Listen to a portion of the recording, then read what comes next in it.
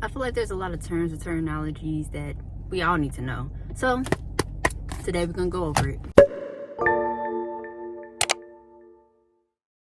What's up, y'all? My name is Lex, Lex Javon, whatever you want to call me, or you could just call me the homie. I'm a real estate agent. I've been a real estate agent for about a year and some change. This video is going to be about all the terms and terminologies that you guys are going to need to know. Please make sure y'all got your pen and your paper, or if you're just driving, listening along, just lock it in.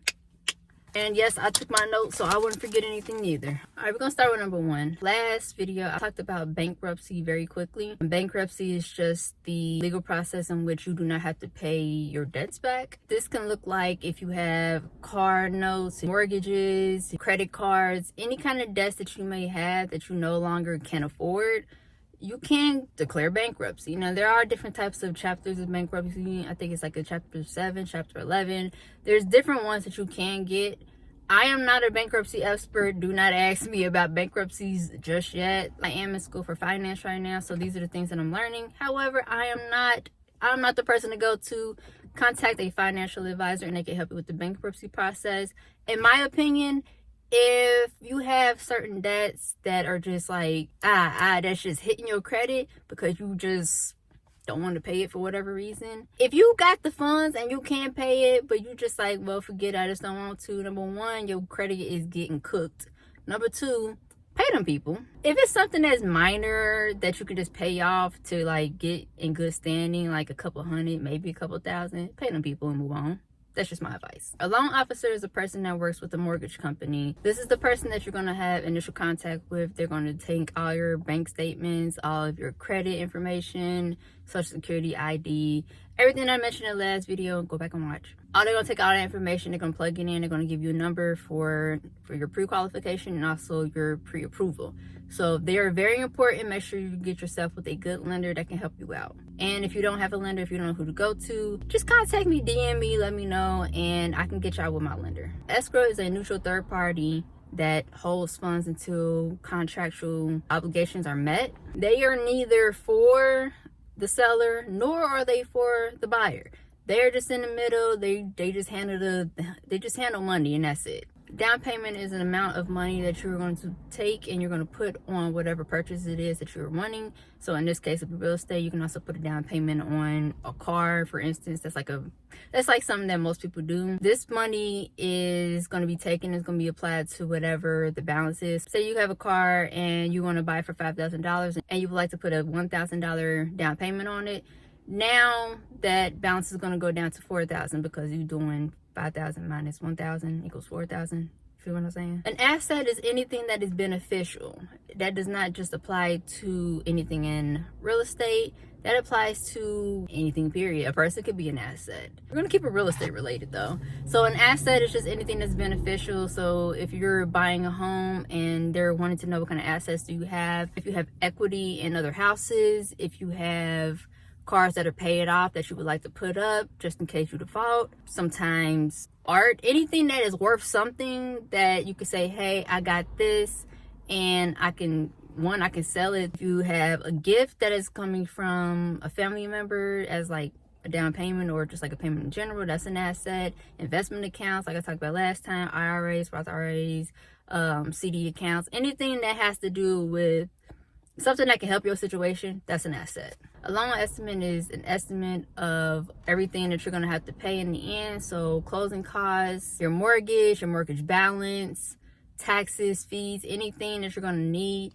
They're going to do just like a rough estimate. This is sent within 3 business days of the actual application being sent. After those 3 days are up, then you will get your final disclosure or your closing disclosure. Your closing disclosure gives all the actual numbers from the loan estimate. So that would be, like I said, mortgage terms, whether it be how many ever years, the rates, mortgage payments that you're going to be paying monthly, taxes, what you need to bring to closing. All of that will be in your closing disclosure. DTI or debt to income ratio. This is a percentage. This is a comparison of your debts to your income, and that would be your gross income. So when you get your check, that would be your net. Just think of your net income as being what's caught. So your net is what you get, your gross is what you make. So this is a comparison from your debts to what you actually make per month. They use this percentage to be able to see how much you can actually afford every month compared to what you already owe. Commission is a fee that is paid to your real estate agents. They both split the commission rate, usually it's about 6%. A mortgage or a mortgage loan is just a loan that is put for a house specifically. The type of loan that this is, it is secured. A secured loan is a loan that is actually backed by something. So in this case, it is backed by the house. The house is used as collateral. If the house is not paid, it will be snatched during the foreclosure process. So when you get a mortgage, make sure you're paying it. An inspector is a person that evaluates a home. They go from top to bottom. They go from the rooter to the tutor. Ignore that. They go from the top to the bottom. They look at the roof. They look at the foundation. They look at the pipes, the walls, the electricity, the HVAC, the basement. They look through everything. They have a checklist and they just want to know, is this house up to code? Is this house safe? Is there anything that needs to be fixed? All this information is going to be sent to your lender or your FHA, depending on who you're going through. It's mainly going to be looked at by whoever's giving you your loan, because your loan company does have certain requirements. So yes, they want to know, is this house up to code for us to be able to allow you to have actual loan? Speaking of loans, FHA and VA. I did mention those last time. FHA would be Federal Housing Administration, and a VA loan would be going through the Department of Veteran Affairs. That'd be the VA. I don't know why that's not DVA, but I don't know, whatever. These are two types of loans that majority of the people use. The third one would be conventional loan, but between these two, it has the best, honestly, like the best rates, and it's the most cost-effective way to get into home ownership. And I'll talk to y'all about the different types of loans, the 3 main loans, in another video, and I can give y'all a breakdown for that. Pre-qualifications are done initially with your mortgage loan lender. This is when they take all your information and they plug it in and they give you a number. That is just a rough estimate based off of what they see. Later on, they're going to give you a pre-approval letter, and that just tells you exactly where you're at and exactly how much you can afford. So that's done after the application is finished. Appraisals are the fair market value of the actual house. When you put an offer in, you can put the offer in for whatever it is that somebody's selling their house for, but also based on how much the appraisal comes back for, you can either say yay or nay. You can negotiate the price if you like, but that's what an appraisal is, and that's what they do it for, just to make sure that somebody's not saying that a house costs $150,000 and it's really worth like $20,000. I don't know. They just make sure that everything's fair for both parties. Equity is the home ownership that you have on the property. Let's say that you buy a house for $200,000. Your loan is $180,000. You have $20,000 worth of equity in that house. Now let's say in 2 years that house goes up to $240,000. Now you're going to add that $40,000 plus the $20,000 would be $60,000. And as you're going over time, as you're paying down that balance, your equity starts to go up. That just means that you're getting closer and closer to actually owning the home. And yes, you can take out money from that property to buy more properties if you like, or you can take out that money and use it for repairs on the house or anything else. That would be known as a HELOC, or a home equity line of credit.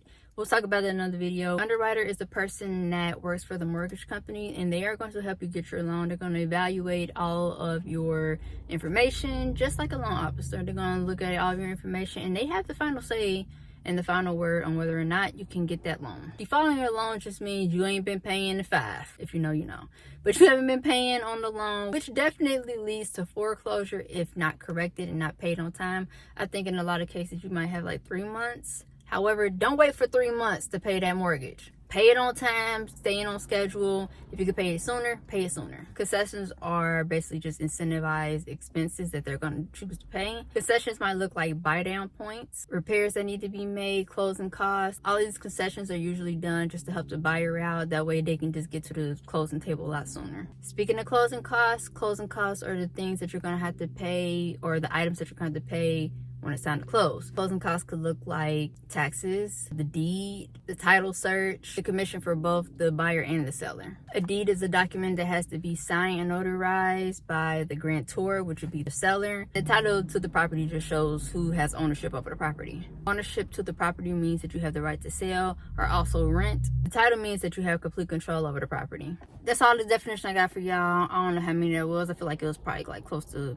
20 or so. Some of those are from the last videos. Ohio. Some of them were from just memory because I'm like, I feel like maybe I should talk about these things. So I got some extras. If you're in the Cincinnati area or the Ohio area, let me know if you are looking to buy, rent, sell. If you're looking for anything real estate related, just let me know. I do work with All Purpose Realty. We are in Cincinnati, Ohio. And also my principal broker, she's in Ohio and also Kentucky and I think Indiana. And I feel like it's one more.